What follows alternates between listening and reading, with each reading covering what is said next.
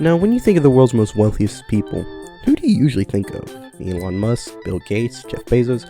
Well, have you heard of Pablo Escobar? One of the richest people of his time? A man so rich that you could buy at least 3 V-Bucks. That's a lot of money. That's like, what, $20? He's so rich. And you're probably wondering how much money he had. He had $30 billion, which in today's standards is now $64 billion. He had an absurd amount of money, and you're probably wondering how in the world this single father looking dude is a criminal. Well, here's why. On December 1st, 1949, Pablo was born into the world in Rio Negro, Colombia, and raised in Medellin. When he was a little lad, he was a bit of a troublemaker. Pablo would start his criminal life doing petty crimes such as thieving, stealing from the dead, and the itsy-bitsy crime of forging diplomas and selling them. Keep in mind, Pablo did this when he was 11. 11. You know what I did when I was 11? I stayed in my room and played Minecraft and made 240p Roblox videos made on Windows Movie Maker. His reason? So that he could build himself up and become more successful and live a happy life. Now, it's the way that he executed it that made him a criminal. Like any normal person, he would study at a university nearby and study political sciences. However, he couldn't pay his dues and did what any sensible man would do. Steal from graveyards and forge diplomas like he did when he was 11. Later on, he would be involved with Oscar Benel Aguirre. I'm pretty sure I butchered that name, but whatever. Oscar Benel Aguirre. And him and Pablo would do several crimes that involve scamming, selling contraband items like cigarettes, sell fake lottery tickets, and commit armed robberies. Pablo worked as a thief and occasionally a bodyguard, and he allegedly kidnapped and held a public Medellin figure ransom and gained $100,000 from it.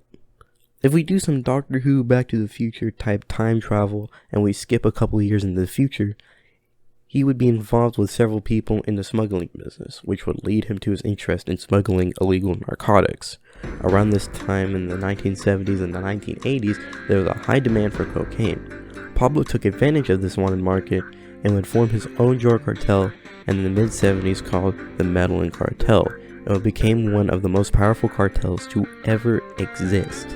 The Medellin Cartel would sell cocaine throughout North and South America, primarily the United States. Pablo literally made an entirely new market for narcotics, which would later make him one of the most wealthiest people on earth, with a net worth of 30 billion USD. And while he was doing this, he was also raising a family on the side. Yeah, apparently he was a family man, but every family needs a home, right? Now, an average person would spend a couple thousand to rent an apartment. You wanna know how much he spent for a house?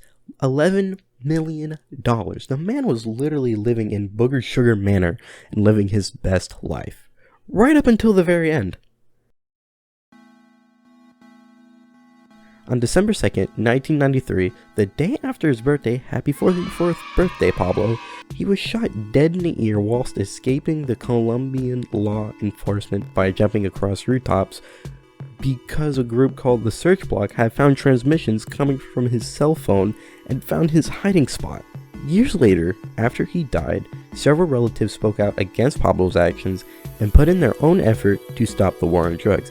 However, fun fact, in 2014, Pablo's brother Roberto and another dude named Olaf Gustafsson, I'm pretty sure I butchered that name too, had started their own company named Escobar, profiting off of the fact that their company is directly related to Pablo. Escobar was a company that founded many scams throughout the years, with two of the most popular being a smartphone scam that was literally a Samsung Flip with a gold Escobar branded sticker attached to it, and a flamethrower scam that was the Boring Company's flamethrower that Elon Musk made with Escobar branding. The Escobar company is so notorious that they asked to get a cut from Netflix's show NARCOS, and they allegedly hired an assassin to kill a Netflix executive in his car, but Roberto has stated that he didn't hire a hitman. Even literal years after Pablo's death, His actions had some dire consequences, with the most popular at the moment being the offspring of his pet hippos, also known as the cocaine hippos, which is the funniest name I've ever heard of for hippos. They're legally recognized as people for some bizarre reason, with rights due to animal activists not wanting the government to kill them. These hippos have somehow become pests in Colombia, just because some kingpin thought it'd be funny and epic to have pet hippos before he kicked his pixie dust filled bucket. So, what's the moral of the story? Well, in the words of Mr. Mackey from South Park, drugs are bad. You shouldn't do drugs. If you do them, you're bad. Because drugs are bad, okay? It's a bad thing to do drugs, so don't be bad by doing drugs, okay? That'd be bad. Drugs are bad, okay?